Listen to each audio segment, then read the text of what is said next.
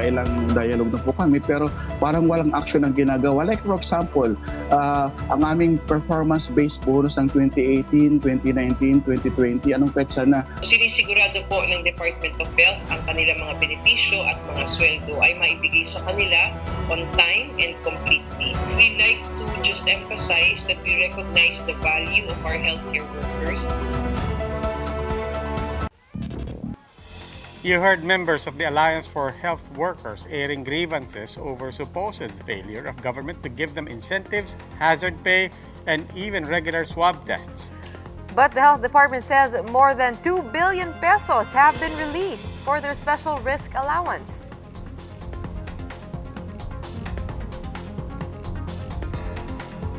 Good evening, I'm Gretchen Ho. And I'm Robbie Alampay. You're watching The Big Story. Let's start with health workers taking a noise barrage in different hospitals in Manila as they call for the release of supposedly withheld benefits and allowances. Some of them reached out straight to President Duterte as they believe the health department is turning a deaf ear to their calls. Jenny Dongon has the big story. Instead of carrying medical tools, these public healthcare workers across the metro, still clad in PPEs, had kitchen utensils on hand, banging them to make their cries louder. They believe their allowances and benefits are being withheld, incentives according to them by Bayanihan 2. Kung mayroong mahanap na ibang trabaho, pwede lumipat na lang kasi sa panahon ngayon talagang nakakatakot. Kahit kami kinakabahan kapag may mga napapositive. Nakakatakot pa nito, baka mamaya hindi mo na makita yung pamilya mo. Nasa isang garapon ka na lang. They conducted a noise barrage in their respective facilities. The hope for their calls will reach government officials, adding to their worries contracting COVID-19. Nursing aide Edgar Fernandez claimed he has only been tested once since the pandemic started, a far cry from Health Secretary Francisco Duque said that health workers are tested regularly. Kapag ikaw ay nakahalog-bilo mo na positive yung isang kasama mo o yung may pasyente na dinala doon na i-isolate, tapos biglang na positive, kayong mga kasama dun sa ward, no? Tsaka ka lang ipapaswab. Various healthcare unions wrote a letter to the president seeking a dialogue. They believe the health department is not doing its job. Their demand, more personal protective equipment, regular swab testing, and the granting of promised benefits. Ang aming performance-based bonus ng 2018, 2019, 2020, anong petsa na hanggang ngayon sinasabi nila dapat tong February this year. Kasi hanggang ngayon hindi pa rin maibigay-bigay. Pati yung may budget na for the meal allowance, transport accommodation, may budget na rin. Na-release na ang mga budget ito noong December 29 pa. Anong petsa na? April na po. Na-release na para sa DOH. Asan na nga? The DOH said it has released 2.1 billion pesos worth of special risk allowance and active hazard duty pay for health workers. This includes meals, transportation fund, and insurance of frontliners. So sinisigurado po ng Department of Health ang kanilang mga benepisyo at mga sweldo ay maibigay sa kanila on time and completely. So pinapabilis din po natin ang pagbibigay ng ating active hazard duty pay or AHDP at Special Risk Allowance or SRA. The agency, however, has yet to announce the status of its issuance of performance bonuses. For News 5, Jenny Dongon, We Are One News. More than 1.2 million Filipinos have been vaccinated. Of that number, less than 1% have experienced severe adverse effects. Tonight's big number is in fact a very small number, 0.03%. That is the total rate of vaccinees who experience serious adverse events following immunization. That amounts to just 780 cases. All in all, only 2% of vaccinees, or about 26,000, experienced any adverse effects. The health department said the most common adverse effects include muscle pain, body ache, fever, increased blood pressure, and rashes. At worst, vaccine recipients might feel chest pains and breathing difficulties. These are the other big stories tonight. AstraZeneca's vaccines may now again be used on those aged below 60. The Food and Drug Administration has lifted its suspension order on the said brand. The Interagency Task Force has approved the list of sectors included in the A4 priority group. They may now be inoculated together with other groups pending vaccine supply. And hours after entering the Philippine area of responsibility, Bising has intensified into a typhoon. These big stories after the break.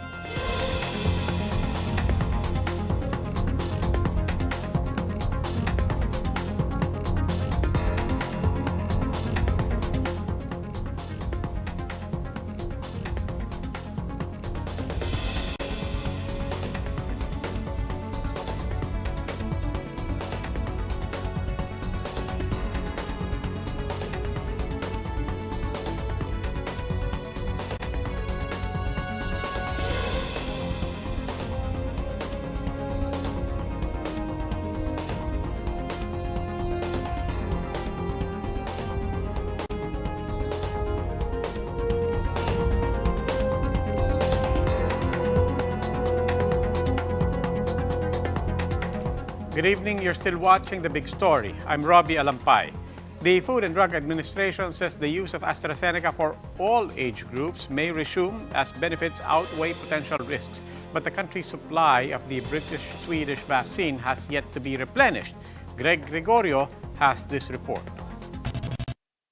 More sectors have been identified as part of the government's A4 priority list for vaccination. This comes after the IATF approved the recommendation of the National Economic Development Authority. These include workers in the commuter transport, groceries, markets, financial services, and food manufacturing. Also included are religious leaders, security personnel, and media workers, among others. Tinignan nila ano yung bakit essential itong mga workers na to. That's the first.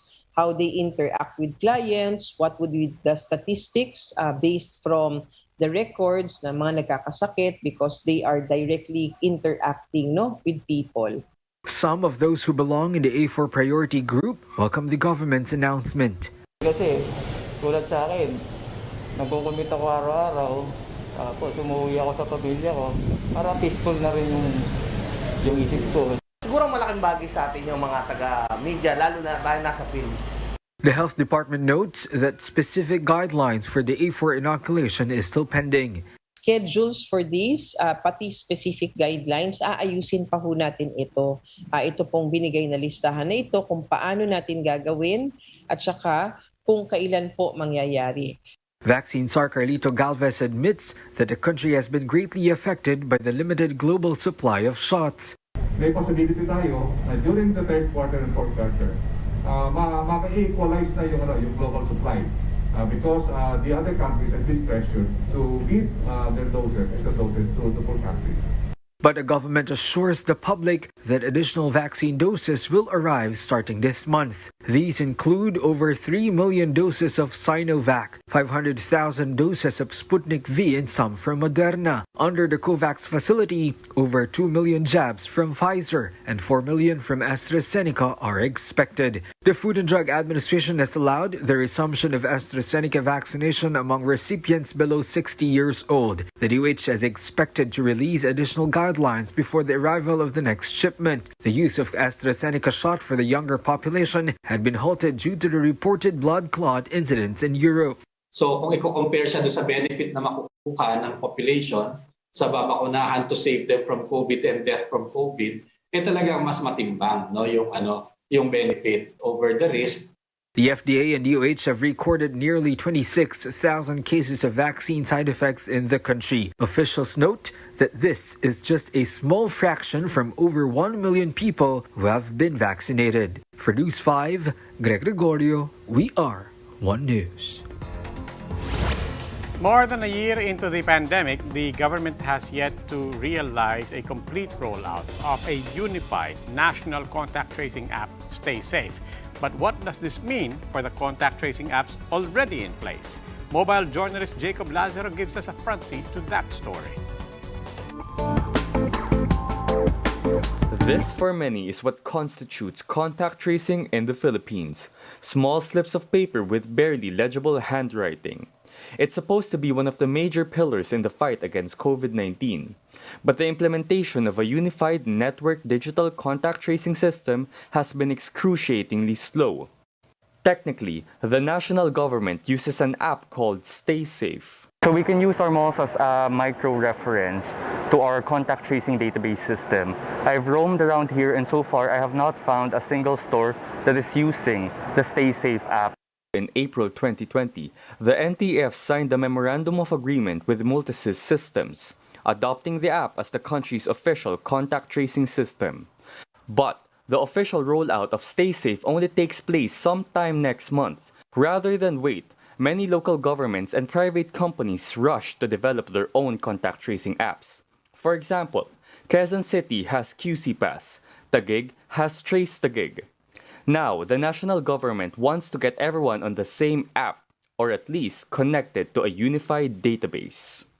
All of this contact tracing app is useless kung hindi mo ma-analyze yung data na di-regenerate. Contact tracer Jet Junio explains the idea is to identify a COVID patient's close contact, regardless of what town or city they live in, work in, or eat in. Supposedly, dapat nagka-quarantine kayo sila eh. Possible po talaga, malaki yung chance na makahawa pa talaga. In October last year, the NTF required all LGUs and private companies to use the unified StaySafe app. But progress has been slow to say the least. The app is only used by 15% of the population and less than half of the LGUs. The Department of Interior and Local Government hopes to register 50 million Filipinos on the app.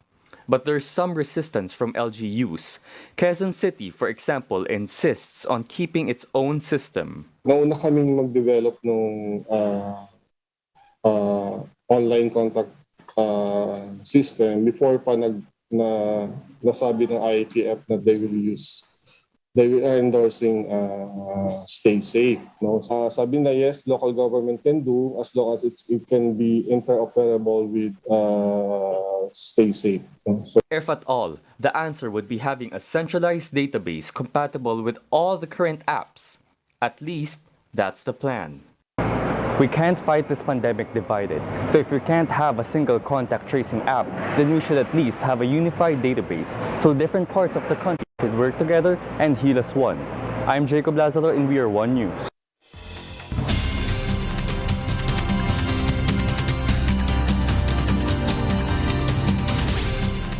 Time for our next look at some of the day's big stories. After entering the Philippine Area of Responsibility, Bising intensified into a typhoon. It was last spotted at 895 kilometers east of Surigao City, packing winds of up to 130 kilometers per hour and gusts of up to 160 kilometers per hour. It's expected to maintain its intensity over the next few days. Bising is already bringing scattered rain showers and thunderstorms in eastern Visayas, Caraga, and Davao region. The country just took a long-awaited step in its fight against the climate crisis. The government is now revising its target, seeking to cut greenhouse gas emissions by 75% come 2030. The reduction would come from the sectors of agriculture, waste, industry, transport, and energy. Some environment groups believe that the country's move is not ambitious enough. Former President Joseph Estrada was rushed back to the ICU due to a superimposed lung infection. This comes just 3 days when he was wheeled out of the intensive care unit after testing negative for COVID-19. His son and former Senator Jinggoy Estrada noted that his father is still in stable condition with high-flow oxygen support.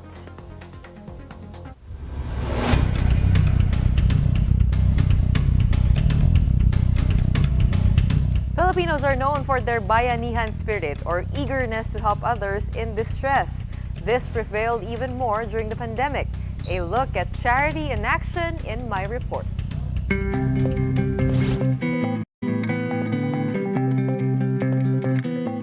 Since August, many jeepney drivers are still out on the streets, not to drive, but to beg for alms. While their cries are usually ignored, there are some who reach out, like the group of Victory Fort with Pastor Paulo Punsalan. Siguro mga almost 10 years na rin. We have this outreach among drivers. Nagsimula yan sa mga taxi and Grab. They cater to about 100 families of jeepney drivers at about once a week. How do you make sure, though, that everybody who goes out is protected and from the virus? Yan, mga siguro 5 sila, 5 or 6. Tapos, safety protocols and then face shield and face mask. Open spaces tayo ngayon, parking lots or sa gitna ng maluwag na lugar. But what about those from far-flung places? The FEAS J. Hatap reaches out to those near mountains like Barangay San Carlos in Binangonan, Rizal. Sila yung tinatag nga sila na poorest of the poor, mga hindi nararating na ng relief operations ng government. So sila yung mga target talaga namin. Since last year, the FEAS has helped about 7,000 families, local businesses, and workers. The aid comes in kind, sourced from local vendors and fisherfolk from Talim Island. To ensure safety, recipients line up on spaced-out chairs. So what we did this time around, we asked yung mga pagbibigyan, limited lang sila, 500 families lang. But helping others does not mean that you have to go out of your homes. There are many ways, just like doing something you're good at. Like aspiring artist Sheila Brobio, a 42-year-old single mother of 2 from Albay. Sheila sells her paper, portraits, and leaf carvings, not for money, but to give reams of bond paper to their local school. Grabe yung challenges ng mga teachers and parents for the learning modules. Wala sila daw bond paper para sa mga estudyante. The relief goods she got were also handed out to at least 300 families affected by a series of typhoons last year. She even distributed anti-rape and anti-theft devices last Women's Month, as well as 6 solar street lights to her barangay. I always wanted to contribute kahit papaano, even if in a very small way na makatulong, especially nanay din ako and I have kids, so nakaka-motivate yon dito sa barangay kasi parang nasa grassroots level ka, nakikita mo talaga yung sitwasyon nila. And I'm one of them too. Gretchen Hall, We Are One News. Time for another quick break. When we return, Chicago police released a troubling video of an officer shooting a supposedly gun-carrying teenage boy. And from one legend to another, Michael Jordan is set to present the late Kobe Bryant for his induction to the Naismith Hall of Fame. The details after the break.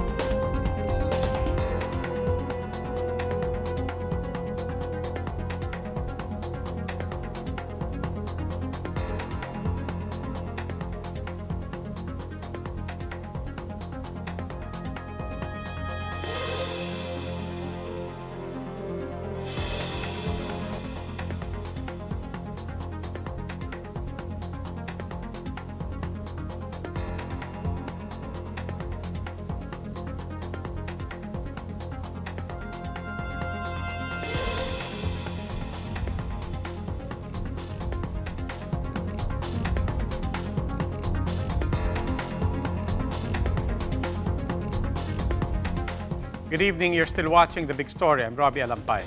The lifting of the moratorium on mining projects is expected to aid the country's economic recovery. But a group says the Philippines can earn more if only the mining sector were not undertaxed. Shaila Francisco has this story. The Environment Department's Mines and Geosciences Bureau is now crafting the implementing rules and regulations of the executive order lifting the 9-year moratorium on new mining agreements. The Bureau has met with its technical division and is planning on coordinating with the Finance Department next week. With the IRR likely out within a month, the DNR is optimistic that the EO's benefits will be felt later this year. More than 100 mining projects may now proceed to development and commercial extraction based on the agency's priority list. 36 of these projects are currently in Phase 1, which means they are now in the last stages of processing permits. Most of these are non-metallic mining projects that produce aggregates and cement, which are needed for the government's Build, Build, Build program. 65 projects, mostly metallic mining, are on Phase 2 or early and middle stages of processing permits. The MGB estimates the mining projects to generate 42,000 jobs in 1 to 5 years. They also expect a revenue of around 20 billion pesos, with indigenous peoples also standing to benefit. We expect na meron na rin na konting contribution sa taxes, revenues, employment, and multiplier effect itong mga new mining projects. Civil society group Bantay Kita notes that the contribution of the mining sector could be more. That number could be much larger if we revise the fiscal regime for mining companies. And this is our point. We can say that the mining sector is undertaxed. The group also recommends that all mining companies pay the royalty fee not just in areas declared as mineral reservations. Bantay Kita adds that the fee should be based on the gross value of minerals to get more revenues from this sector. Some environmental groups, including Alianza Tigil Mina, flag environmental concerns of the new mining projects. But the MGB notes that they already created an administrative order that will limit the maximum allowed area for mining and other measures to prevent environmental damage. Shaila Francisco, We Are One News. In world news, Chicago officials released a graphic body cam footage showing a police officer shooting a 13-year-old boy 2 weeks ago. In the video, the officer yelled for teenager Alan Toledo to stop. He was ordered to show his hands, but was shot right away after doing so. The officer ran to the boy as he fell to the ground. Following the incident, the Chicago Police Department said that Toledo had a gun in his hand.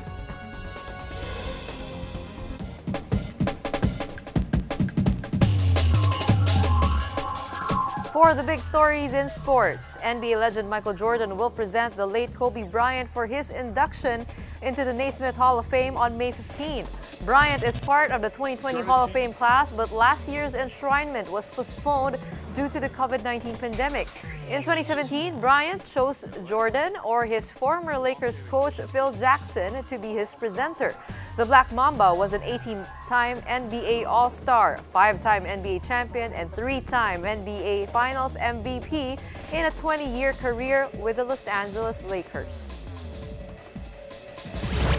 Brooklyn Nets center LaMarcus Aldridge announced that he is retiring from basketball after revealing the recent discovery of a heart problem. The 35-year-old Aldridge said he experienced irregular heartbeat during his last game against the Lakers. Aldridge, who recently joined the Nets after a lengthy stay with the San Antonio Spurs, said it is time to put his health and family first. The big man averaged 19.4 points and 8.2 rebounds per game over 1,029 regular appearances in the league. The official figures already say so. The risks are low in getting vaccinated against COVID-19. Now, we invite everybody to join us in a discussion about vaccination on Sunday. That's this April 18. Please watch The Chiefs Presents Usapang Bakuna. This will be hosted by News 5 Chief Lucy Cruz Valdez. In the special experts will answer important questions about vaccination, which some Filipinos still find confusing, dangerous even. It will be aired live on TV5 and One News from 9 p.m. to 11 p.m. That's on Sunday. Usapang Bakuna will also air on the Facebook and YouTube pages of TV5, News 5, One News, and 1PH. After the Community Pantry Initiative along Maginhawa, Quezon City went viral and successful at that, many others have followed suit. In Pinoval, in Manila, resident Toots Vergara put up a table with free goods in front of his house. Labor groups are defending jobs. The Philippines had its community pantry along Matimya Street. And another Quezon City resident, Elijah San Fernando, also took inspiration from the Maginhawa setup. San Fernando installed his version along Matyaga near the Urology Center. All of them have the same call as the original. Kumuha ayon sa kailangan, magbigay ayon sa kakayahan. Lots of good news today, including your birthday. Happy birthday! Ay, maraming siya. Sige, buuin mo yung kanta. Teka, bakit wala? Bawal pala mag-blow ng kanina. Okay. Kaya wala. Okay, nakalimutan ko na yung mask ko. Happy birthday! Maraming salamat. Apart from this being Flag Day, what's your birthday wish? Ang birthday wish ko ay sabayan mo ako mag-blowout kasi hindi mo kami malulusan. Birthday mo rin sa Monday. Happy birthday din. May sorpresa rin ako Oh sa'yo. my God! Oh. Totoo ba to? Oo, di ba? Ang galing! Okay. Ako yata yung nagulat eh. Happy birthday to us. Happy birthday. Cheers! Ito, at saka going to that story, just hats off to everybody who's helping everybody else at nagbibigayan ng ating mga kababayan. Magbigay ayon sa kakayahan. Kumuha ayon sa kailangan, magbigay ayon sa kakayahan. And another thing, today is Flag Day. We are celebrating Flag Day Fridays in solidarity, of course, with our kababayans. Sa lahat ng bagay. Sa lahat ng bagay. Sa lahat ng Pilipino. And again, just reminding, Sunday po, usapang bakuna with Lucy Cruz Valdez. And that wraps up today's big story. Catch us again Monday at 8 p.m. on Signal Channels 8 and 250. Please like our Facebook page, One News. For more in-depth analysis, visit our webpage, onenews.ph. Mask on. Wash hands. And stay safe, Philippines. Ako po si Robbie Alampay. At ako naman po si Gretchen Ho. Enjoy natin yung cake natin. Happy birthday. Happy birthday. We are One News. Have a good